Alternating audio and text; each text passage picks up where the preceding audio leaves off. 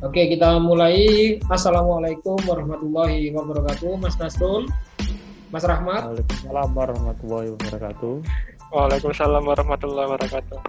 Selamat datang lagi di segmen Arsenal Layar Kaca, podcast yang dibuat sesuai mood ya. Kalau moodnya bagus, kita buat. Kalau moodnya jelek ya, males buatnya.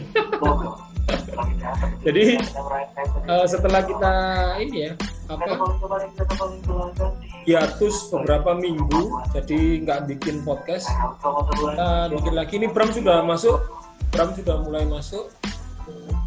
Kita mau bahas soal Arsenal kok sekarang menangan ya. Arsenal kok menangan ini kenapa kira-kira? Temanya itu ya. Kita kan terakhir berarti 4 kali win streak ya? 4 kali. Betul nggak? Termasuk FA. Termasuk FA ya. Lawan siapa ini? Lawan siapa aja? Lawan Bournemouth. Lawan Southampton, Wolverhampton, Norwich, Sheffield. Nah, Sheffield. Sheffield. Oke, Sheffield United, Norwich, Southampton sama Wolverhampton. 4 kali kemenangan beruntun. Selamat datang Mas Bram. Suaranya mana Mas Bram? Halo, Adil. Oke, jadi berempat dulu nggak apa-apa, nanti sambil nunggu Joe, saya pengen tahu nih, kita bahas kenapa ini, apa yang bikin Arsenal kok iso menangan ya? Wah, biasanya kan kalahan ya. Kandang lagi ya. Bagaimana analisisnya? Wah, dari teman-teman pecinta Arsenal, Mas Gunnar ini, monggo silakan, mungkin ada pendapat. Nanti saya juga nyampaikan analisis saya. Kok bisa Arsenal menangan? Monggo silakan, Mas Nasrul. Saya dulu. Ya. Oke. Ahli statistik dulu, ahli statistik. Tadi saya melihat formasi sih. Formasi Arsenal itu pasca pandemi, pasca mulai lagi. Nah, kita kalah 2 kali. Itu formasinya 4-3-3 dan 4-3-2-1. Sebentar Mas Nasrul, sebentar. Maaf. Halo? Mat kalau kamu Rahmat kalau lagi nggak ngomong, kamu pateni mic-nya Mat ya. Nah, sip. Nasrul, monggo silakan. Jadi begini, kalau saya amati mulai lagi Liga Inggris, formasinya Arsenal itu yang pertama kalah 2 kali itu menggunakan formasi 4-3-3 dan 4-3-2-1. 4-3-3 pada saat lawan Brighton, 4-3-2-1 musuh City. Nah, 3-4-3 itu dipakai mulai melawan Southampton. Itu 3-4-3. Dengan komposisi pemain yang cenderung tetap adalah Mustafi dan Saka dan Auba. 3 itu cenderung tetap ya, kalau tak salah starting. Nah, yang lainnya agak berganti-ganti, mulai dari Tierney, pokoknya pasca yang David Luiz kartu merah itu, Holding dan sebagainya itu berganti-ganti. Secara umum kalau ditinjau dari situ, sepertinya faktor formasi berpengaruh terhadap kemenangan dan Arsenal itu. Jadi dengan 3-4-3 dia bisa pressing di zona lawan dan di belakang juga aman mengcover 3 back. Di mana di dalam 3 back itu ada 2 yang agak cenderung CM2 di depan 3 back itu cenderung tidak masuk ke kotak penalti gitu ya. Ya coming from behind lah polanya. Nah, itu mengandalkan perkara sayap itu dulu dan kemudian ditarik ke tengah. Cenderungnya seperti itu. Meskipun ya ada beberapa gol yang dapat dari pressing dari depan, kesalahan pemain lawan ya. Norwich yang kesalahan lawan karena di pressing. Jadi secara umum pola formasinya sepertinya salah satu faktor yang mempengaruhi. Yaitu gitu, nggak tahu ya, mungkin apakah memang Arteta itu sebelum itu sudah menyiapkan, saat pandemi itu sudah menyiapkan beberapa formasi, bisa saja. Jadi karena sepertinya memang dugaan saya formasinya memang sudah ada opsi 3 back itu. Jadi kalau saya dari formasi lah salah satunya. Itu begitu. Mungkin yang lainnya bisa bahas yang aspek lain. Kalau tadi saya melihat itu. Dan dari situ juga Wolf itu on targetnya cuma 1. Di menit terakhir itu yang paling berat kan musuhnya Wolf ya. Shootnya memang banyak, tapi on targetnya hanya 1. 10 sampai lebih kalau nggak salah shotnya Wolf itu. Jadi pertahanan jadi lebih kuat. Apa dibahas? Ini sambil saya betulin miku ya. Miku moro-moro letoy. Ya itu. Jadi pola perubahan formasi ya sepertinya. Kalau kita bahas dulu aja yang pertama formasi ya. Saya juga mencatat itu sih. Maksudnya mencatat paling terasa memang di pertandingan ketiga itu kan awalnya nggak nyadar terus pas game itu berjalan kok ada yang aneh ya. Jadi posisinya si Kolasinac terutama kok posisinya kan berarti aku nonton ini seru. Jadi sorry sih miku kacau hotel ya.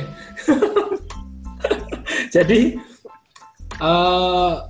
in possession pakai 3-4-3, ketika out possession, ketika bertahan sing tak catat ya, itu jadi 5-2-3 mungkin ya, atau 5-4-1. Jadi maksudnya bertahan itu akhirnya Saka dan Ceballos melindungi back dari tengah, terus siapa itu Tierney sama Bellerin itu mundur sehingga ada total 5 back, dan di tengah itu di cover Saka, Ceballos sama Auba PP misalnya gitu, atau Auba Saka misalnya gitu, Bukayo Saka, sehingga secara defense akhirnya memang jauh lebih rapat. Nah pertanyaannya kan gini, menurutku kenapa kok Arteta memilih 3 back? Nah ini yang menarik sebenarnya. Kenapa kira-kira? Maksudnya gini, menurutku kenapa kok 3 back? Karena kualitas CB Arsenal sing sangat labil, sering blunder dan seterusnya, sehingga akhirnya memang kalau dengan situasi seperti itu mentalitasnya kan naik turun ya, si Luis sama Mustafi itu. Akhirnya 3 back di tengah itu menurutku memang bisa jadi solusi sing paling tepat dengan asumsi situasi sekarang, itu pas. Jadi maksudnya memperbanyak kotak penalti dengan 3 back, dan Kolasinac disulap dari Monreal ya, akhirnya begitu kan, jadi kayak Monreal menurutku itu. Jadi formasi 3-4-3 itu dari sisi bertahan memperbanyak pemain di kotak penalti, dari sisi penyerangan. Nah ini yang menarik yang tadi tak tulis di grup itu.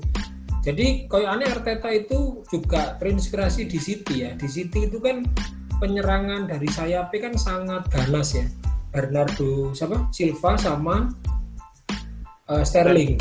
Nah di Arsenal sing dimanfaatkan untuk itu kan di kiri itu Auba sama Tierney, di kanan PP sama Bellerin harusnya, atau Suarez. Nah kemarin kan gole Saka ke Norwich itu kan kelihatan ya dari Luis, ketika Luis itu siap-siap long ball.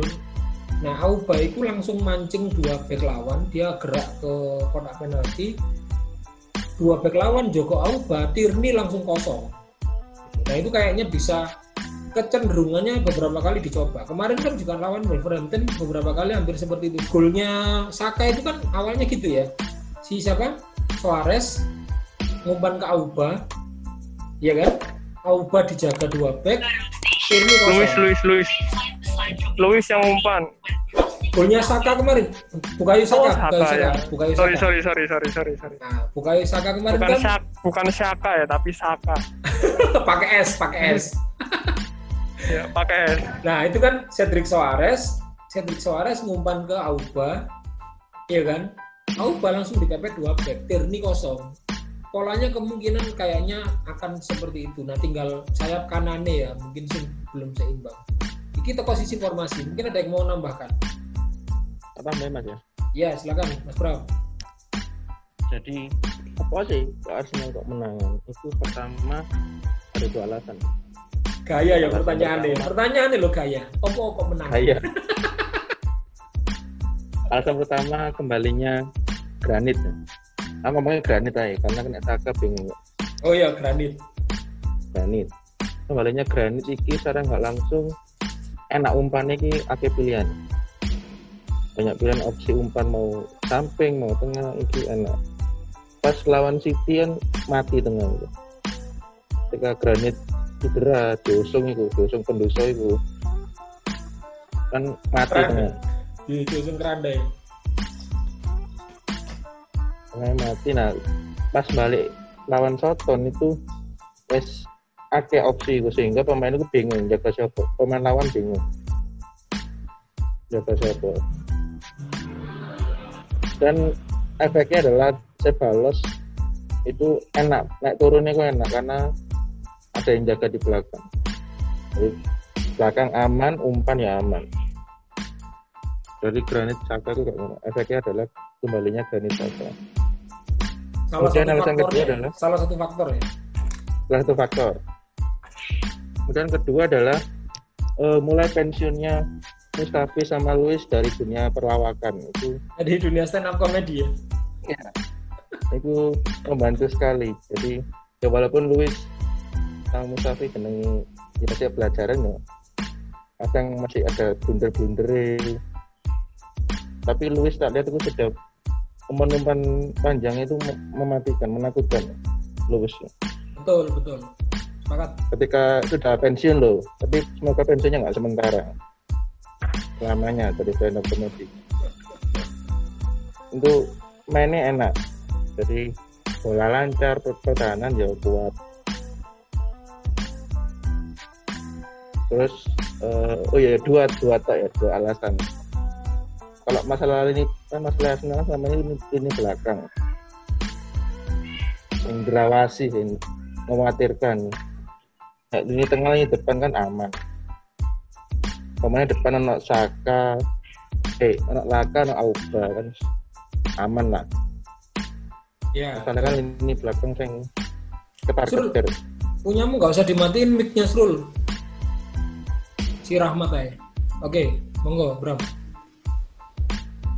Sebentar aja Mas. Oke. Rahmat mungkin nambahin 5 menit lagi aja Mas, aku Mas. Oke. Jadi gini, jadi selain taktik, Ika aku nambahin, nanti mungkin Nasrul mau nambahin. Selain taktik memang kan Arteta ini kayaknya terutama kekuatan itu ning manajemen SDM ya menurutku ya. Maksudnya BK terhadap Mustafi sama Granit Xhaka sama David Luiz iki alhamdulillah ya sejauh ini lumayan. Jadi Mustafi akhirnya tobat ya kan, David Luiz itu ya, kalau dipikir-pikir lagi menurutku lawan City sebenarnya dia itu blundernya kan cuma di golnya Sterling sebenarnya menurutku. Kalau di penalti itu kalau dipikir-pikir memang situasinya itu gak ada pilihan kan memang ya. Kalau dipikir-pikir lah ya, gak ada pilihan selain apa akhirnya itu terjadi apa benturan kontak fisik sing akhirnya jadi lek sing David Luiz lawan City itu menurutku gol pertama tok lah mungkin yang disebut blunder. Yang kedua itu ya wis memang resiko back itu kalau Sokratis mungkin juga kayaknya akan melakukan hal yang sama.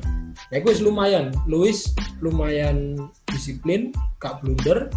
Granit Xhaka juga. Nah ini punya efek sistemis gitu loh. Jadi ketika back itu disiplin, lini tengah kan akhirnya ya tenang ya. Maksudnya lini tengah itu jagonya ya tenang. Granit Xhaka itu jauh lebih berani pressing, tackling. Kemarin itu kan hampir golnya yang Willock nendang menceng itu kan Granit Xhaka toh. Iya kan? Pressingnya Granit Xhaka kan. Granit Xhaka pressing. Hah? Yang kemarin. Granit Xhaka pressing, dapat bola, dikasih ke Auba, iya kan? Auba dikasih ke Willock. Willock ya seperti biasanya ya. Willock perlu di BKI kayaknya. Willock itu kan Willocknya main dia butuh jam bermain yang lebih banyak gitu ya. Betul. Tapi memang kelasnya dia kan masih ya, karena memang di atasnya masih lebih baik. Nah, cuman kalau dikasih kesempatan agak sering kayak Saka, saya pikir juga mumpung bahas Willock ya. Jadi Willock itu pas sebelum ngumpan laga kan giring musuh 3 pemain. Iya. Dan umpannya pun umpan kolong toh, umpan kelaka kan kolong. Betul. Sakjane arek iki api tapi kurang latihan lah. Sutiku kurang latihan lah, arek gemes lah. Kurang pinter. Saya kurang jam bermain jam menit bermain sama mungkin latihan syutingnya lah. Mungkin latihan syutingnya mungkin belum terlalu banyak. Kalian percaya nggak sebelum Laka ngegolin secara gak ngerti ya aku ini buat ketepaan apa enggak, tapi secara feeling aku kok yakin umpannya Willock itu akan nyampe gitu, ngerti gak? Jadi maksudnya itu kan dijaga 1 lawan 1 kan Willock kan, tapi aku secara feeling iki nyampe ya mesti ning Laka temenan mbak, nyampe ke Laka first touch kan komentatornya sampai bilang begitu, incredible first touch, sampai komentatornya sampai ngomong begitu, first touch langsung disut kayak asik Pak itu Pak. Jadi memang gini, nyambung Laka ya. Jadi kalau misalkan Laka itu kalau dibandingkan sama Nketiah dalam hal first touch, memang bukan lantas Nketiah itu jelek first touch-nya, enggak. Tapi kalau dibandingkan sama Laka, dia masih belum selevel kayak Laka. Maksudnya ya bagus lah, tapi kalau dibandingkan sama Laka itu masih agak jauh. Sehingga cuman kalau Laka disuruh pressing kayak berlari-lari kayak di babak kayak Nketiah begitu ya, dia nggak bisa, bukan di situ. Makanya mungkin ini taktiknya apa ya? Aku juga tertarik yang di terakhir di Wolves itu, Chelsea itu ditaruh kiri. Iya betul. Ya itu kiri ya. Ada Traoré gitu, pemain UFC gitu. Sepertinya memang dugaan saya begitu, karena Chelsea itu cenderung kaki kanan, maka dia jarang bertahan. Pemosisian badannya itu berbeda sama kayak Tierney ketika dia bertahan. Yang dia akan menghadap ke sisi pinggir. Kalau Niles, karena itu pinternya itu karena dia bisa mobile. Nah, itu bisa cenderung mobile ya dalam artian karena stoknya kan mungkin Bellerin kayak kan ya nggak iso, kan nggak mungkin. Ya Niles itu yang paling logis. Jadi faktor pemilihan pemain. Jadi Arteta itu bagus tidak hanya mengubah mindsetnya pemain, tapi dia juga dalam hal staffing dan juga taktiknya. Ya hal kecil-kecil itu. Jadi polanya cara bertahannya Niles itu berbeda dengan cara Tierney ketika menghadapi di sisi kiri. Posisi badannya itu loh. Nah itu dugaan saya itu mesti diatur sama Arteta. Jadi mulai dari cara bertahan itu pasti begitu. Itu punya. Oke. Wes ya. Jadi hilang. Masuk. Oke. Kesenggol. Jadi faktor apa ya? Faktor pemilihan pemainnya Arteta, hal-hal kecil-kecil itu juga menjadi faktor yang mempengaruhi gitu ya. Makanya mungkin kalau saya bilang Pep itu Arteta ini apa ya? Spesial dalam artian begini, maksudnya punya potensi besar lah saya ini. Kan begitu. Yang menarik itu, aku ngamati, nanti mungkin yang lain bisa nambahin ya. Itu water break gitu loh. Water break itu menurutku luar biasa loh. Arteta memanfaatkan itu maksudnya. Jadi gini. Contoh paling konkret kemarin lawan Wolverhampton ya. Ketika unggul 1-0, babak kedua sampai menit ke 65 kalau nggak salah ya. Itu kan digempur terus ya. Nah aku mikir gini, kok kok iku ya agak cenderung pressingnya tidak gencar. Aku ngene mikirku opo dinteni ya sampai menit ke 65 ke atas ketika fisiknya wis agak berkurang pergantian pemain. Lah istilahnya Nasrul tadi kan penempatan ya. Lah istilahku taktikal pergantian pemainnya itu loh. Niles, Willock, Laka, betul ya? Ya. 3 pemain ini loh semuanya berguna semua maksudnya, iya kan? Berguna semua untuk kemenangan maksudnya. Termasuk Bellerin kan sebenarnya Bellerin kan yang nyundul bola toh, iya kan? Bellerin nyundul bola, terus dikontrol Laka dikasihkan Willock, betul ya? Willock umpan ke Laka, gol. Bayangkan 4 pemain pergantian berguna semua, Pak. Niles mematikan Adama Traore, terus Bellerin, Laka, Willock di proses gol kedua. Itu menurutku jenius itu. Maksudnya dia memanfaatkan kelelahannya pemain Wolverhampton, pergantian pemain pas gitu loh. Dan yang menarik kayaknya pergantian pemain ini setelah pandemi ini itu ya, bukan 3 kali ya. Lebih banyak memang. Lebih banyak ya, 5 kali kayaknya. Iya, 5 kali. Aturannya gimana? 5 kesempatan. Kira itu main futsal 5 kesempatan. Bukan 5 kali. 5 kesempatan. Gimana, Bram? 5 kesempatan sama 5 kali bedanya apa, Mas? Beda. Jadi 3 kali dari yang nanti 1-2 yang sisakan sisa 3 itu barengan masuknya. Harus gitu ya? Oh iya, gitu. Ada yang barengan pokoknya. Berarti tetap 3 kali, cuman 3 kali, tapi jumlahnya ya? 50 masukkan 5 pemain tapi dengan 3 kali kesempatan. Ya. Bukan 5 kali tapi 3 kali. Ya 3 kali kesempatan tapi jumlahnya 5. Betul. Nah, itu beberapa kali kan caranya Arteta kan gitu kan. Menit ke 70 ganti langsung 3 pemain. Itu sangat efektif maksudnya. Di sebelum lawan Wolverhampton kemarin lawan Norwich kan ya. Lawan Norwich kan juga gitu, langsung ganti 3 pemain, Laka dan siapa begitu, Suarez ya, iya kan? Suarez loh, langsung ngegol no. Swanger Pak. Yeah. Syutingnya kayak syuting striker Pak. Luar biasa. Ya, mungkin Bram ada komentar tentang itu Bram. Kalau saya mengamati itu ada itu, jadi taktikal pergantian pemain dan water break. Itu ya faktor signifikan dari taktik Arteta. Kemarin soalnya gak lihat full ya, lihat highlight aku. Tidur. Jadi cuma lihat highlight. Beberapa peluang. Mungkin iya. Bentar, Bram dulu. Faktor. Ya. Iya, Bram. Ya memang dari penempatan pemain itu sudah pas ya, tapi kadang-kadang juga mengejutkan. Misalnya Saka ini ya, Bukayo Saka itu taruh di RWF. Tak terduga banyak. Ini di Saka ini diperankan seperti PP dari cutting inside. Kemudian kadang-kadang Saka di LWF pernah. Jadi kadang-kadang pemain itu nggak punya satu posisi yang itu paten. Jadi ada tergantung taktik yang mau dimainkan.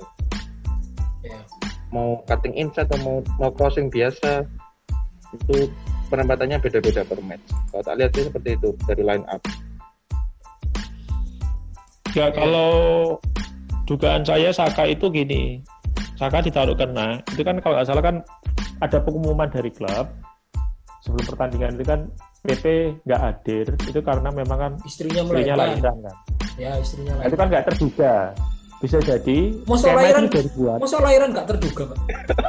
Bukan, maksudnya itu bukan nggak terduga.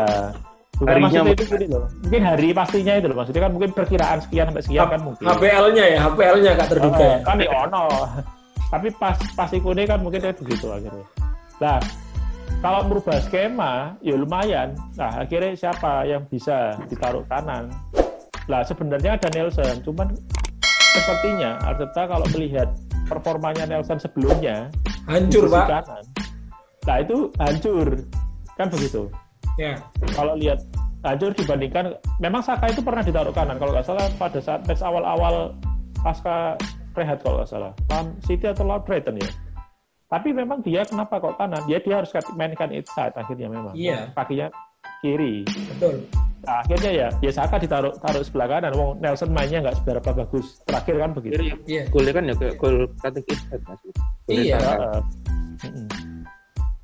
Kalau kayak kiri.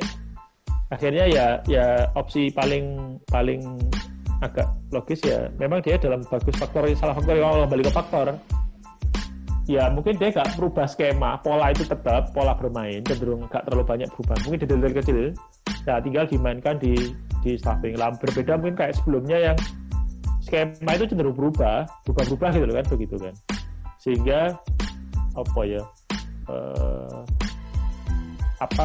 pola pressing apa sebagainya itu mungkin akhirnya menyebabkan mungkin pemain agak bingung ini kayak gimana. Nah kalau mungkin Arteta kan akan agak jelas ya.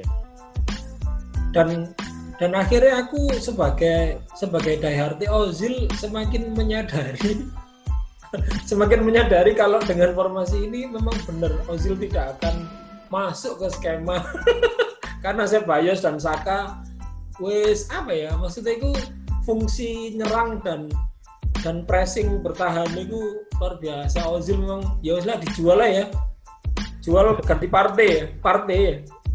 Tapi misalnya saya balas Ozil dijual aja enggak apa-apa. Misalnya saya balas sudah move on. Siapa masih ganti Mas? Siapa? Ozil. Saya balas balik. Terus partai kasih tuku. Kira-kira posisinya saya balas. Oh iya, saya balas itu belum dipermanenkan ya. Ya aku tuh dipermanenkan, Bram. Iya, belum arek. Hah? Masa lu? Anaknya masa enggak mau? Ngejar Madrid arek. Oh iya. Ya yes, tak telepon. Seneng loh. Iya. Gue tak PM nih. Ayo Mat, giliranmu Mat. Ya Mat, analisismu Mat. Kurang 2 menit. Kurang. Oh iya Rek. Oh iya mumpung eling aku. Iki mau diperingatkan 10 menit lagi entah. Iki ngene. Saiki tak putus, nanti kita sambung ya, karena 40 menit recordingnya, ya. Nanti join lagi, oke? Oke. Oke, langsung dimulai ya. Nanti nunggu Rahmat langsung connect. Apa lagi kira-kira? Faktornya, berarti kan kalau kita catat ya, yang pertama taktik, terus manajemen SDM, sama pergantian pemain. Apa lagi kira-kira? Apa ya? Apalagi? Ya tadi benar ya, jadi maksudnya faktor pemain di samping faktor pengaturan oleh Arteta ya dan Binus Matic itu sebenarnya faktor Saka itu seperti yang disampaikan oleh Bram tadi itu memang trennya kalau Saka bermain itu potensi kemenangan Arsenal itu lebih besar gitu ya. Bukayo Saka ya? Granit. Oh, Granit. Oke, Granit tadi. Karena memang dari jadi Granit itu tidak hanya aspek taktik, tapi dia itu juga leadership saja. Dan leadership dalam artian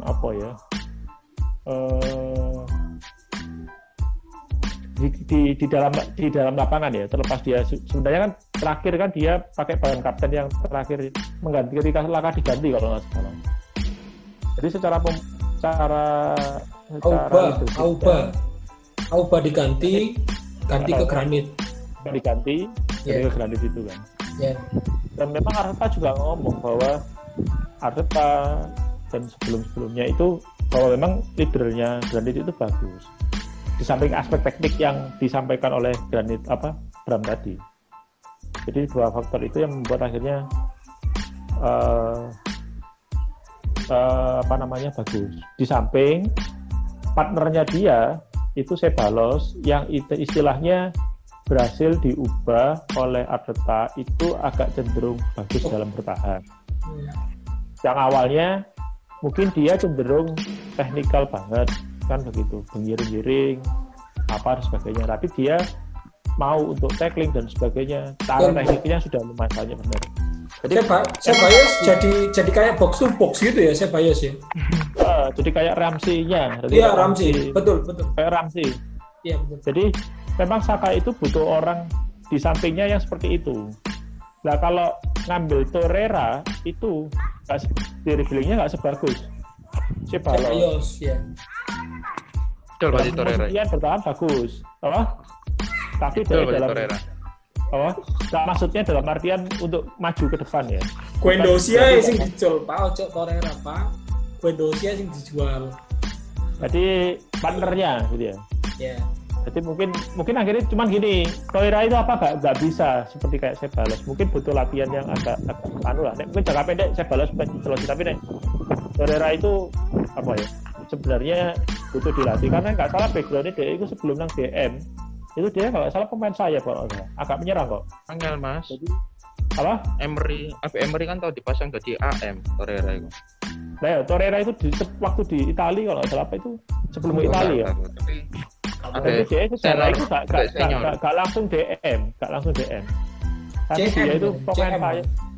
CM paling. Jadi CM atau sisi sayap gitu loh, aku nggak tahu. Waktu dia pernah pas akademi atau apa gitu loh. Pokoknya dia nggak langsung ke cek tengah lah. Jadi potensi untuk menyerang masih ada, cuman mungkin butuh di jangka pendek saya kan butuh ya apa menang kan. Nah, itu mungkin kok lah. Kemarin Torreira masuk gantiin siapa? Ceballos kan ya? Jadi Ceballos. Iya kan? Iya, Ceballos. Oke, Mat, ya apa Mat? Rahmat sekarang dari tadi yang jalan-jalan. Jalan-jalan. Iya, Mat, menurutmu, Mat? Nah, aku sih nonton iki baru pertama kali nonton 90 menit ya, Mas yo. Arek Setelah mola ya? pandemi. Anak mola ya, anak mola. Iya, anak mola baru. Sampai water break lu gak ngerti, Pak. Iya, makanya ini kayak kawat. Aku sebenarnya gak duwe analisa sing tajam kayak ahli statistik Mas Nasrul ya, Mas yo.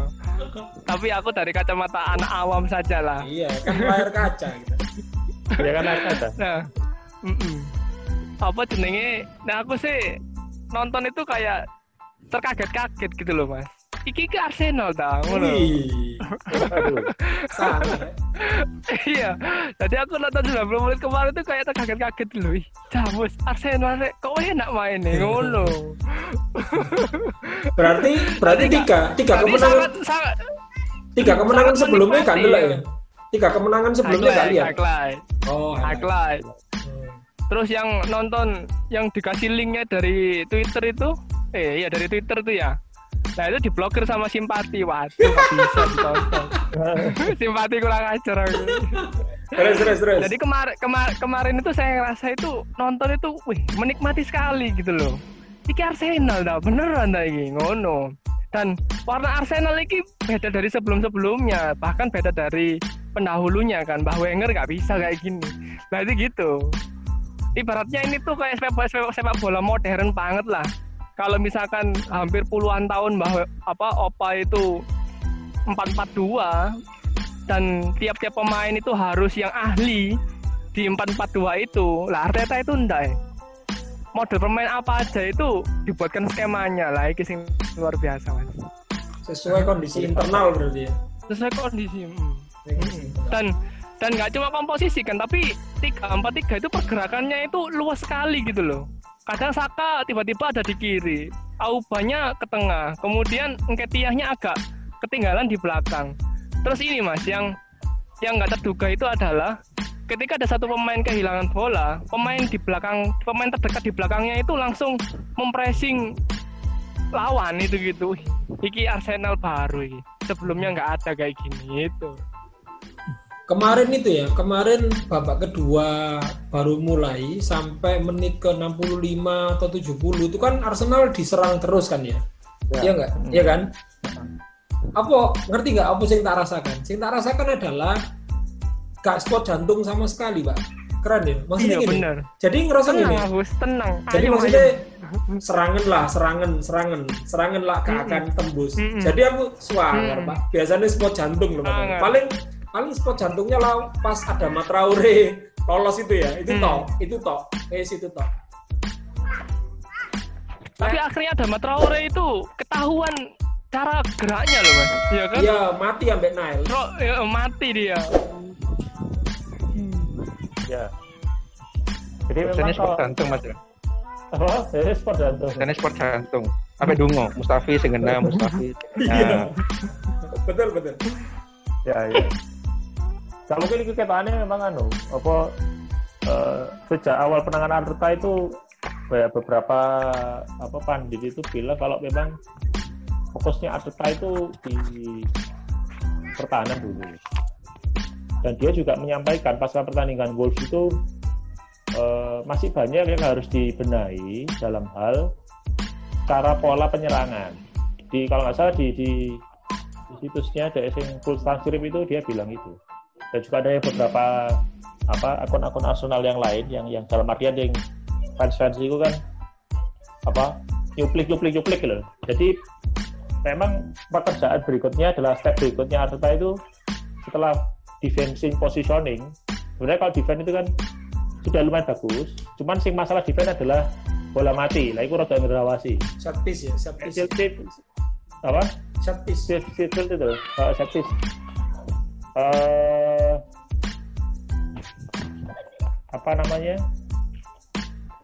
Set piece-nya itu yang itu tidak ya masih mungkin belum dibenahi itu. Ya wajar kalau memang kalau sport jantung ya. Jadi kalau sport jantungnya malah bola mati. Jadi sebenarnya bukan saat open play enggak, tapi saat free kick, saat corner lah itu yang karena memang beberapa gol itu berasal dari situ. Untuk yang kena anulir ya. Free kick, corner sama lemparan ke dalam. Lemparan ke itu dalam itu, yang itu, panjang itu loh, lemparan ke dalam sing langsung ke tengah itu loh. Benar itu. Itu yang perlu diperbaiki dalam hal bertahan. Nah memang itu step berikutnya yang harus dibenahi. Nah, kalau ada ngomong sendiri pas wawancara dengan bos itu ya pola cara penyerangan itu yang masih banyak yang belum perlu ditingkatkan lah rasanya gitu. Tapi set piece itu Srul, kemarin saya lihat ketika Holding main, ketika ngadepin set piece itu agak lebih lumayan. Maksudnya gini, si Mustafi sama David Luiz ini kan nggak seberapa tinggi sebenarnya kan, nggak setinggi Holding sama Sokratis, ya kan? Jadi memang agak tinggi kan? Betul, agak masih lumayan redek di set piece itu karena backnya dua-duanya bukan yang tipe tinggi. Tapi Holding main, aku rada tenang dulu di set piece itu. Ya, memang kalau sih nggak salah aku pernah baca itu salah satu faktornya itu tinggi badan. Jadi itu yang menyebabkan kurang dalam hal bola mati lah. Iya. Kamu ngerti sih Benny Liverpool, Virgil van Dijk sama Matip sama Lovren itu tinggi-tinggi, Pak. Lovren, Matip, Van Dijk itu dhuwur kabeh. Sayapnya siapa? Gomez tapi kan cadangan. Kan sering main bareng tapi Virgil. Tapi sing inti bukane iku Matip. Ya Virgil sampai Matip biasanya. Virgil Matipnya cedera. Mungkin ya. Iya Gomez standar lah Gomez. Oke, ya, mungkin ada lagi yang ditambahkan. Faktor pertahanan yang semakin membaik itu mungkin menjadi salah satu faktor juga ya. Kepercayaan diri ya. Ya, cara bertahan yang semakin baik lah. Iya, Bram? Emi. Oh iya, faktor kiper. Kiper pelapisnya nggak terlalu selisih saja nih. Keunggulannya Emi itu tinggi badan ya. Aku nggak ngerti, tinggi badan lebih tinggi apa enggak? Oh, lebih tinggi daripada Leno dong, jauh. Ketok kok. Oh iya kan? Iya. Oh. Secara cuma nenek kelebihannya Emi kalau melihatnya sih hampir 11-12. Maksudnya dalam artian refleks dalam itu hampir sama. Cuma nggak tahu ya, mungkin butuh kepercayaan lebih tinggi pada Martinez. Leno lebih bagus, cuman apa ya? Saya melihat sih ya nggak terlalu selisih ya. Mungkin Leno kurang dalam penalti, Martinez lebih bagus. Clean sheet berapa? 2 ya? Martinez? 2 ya? 2 kali. Berturut-turut kan? Enggak sih. Berturut-turut ya. 2 clean sheet. Mantap. Norwich. Oke, ada lagi. Ke depan nih lawan apa? Hari Selasa ya? Lawan Leicester. Wah, mantap ini. Wah, mantap ini. Auba harus 2 gol ini biar Ujian. sama ini top skornya. Ujian. Leicester itu ujian sing gak langsung angel gitu loh. Iya kan? Betul. Angel ya Leicester itu, Mas.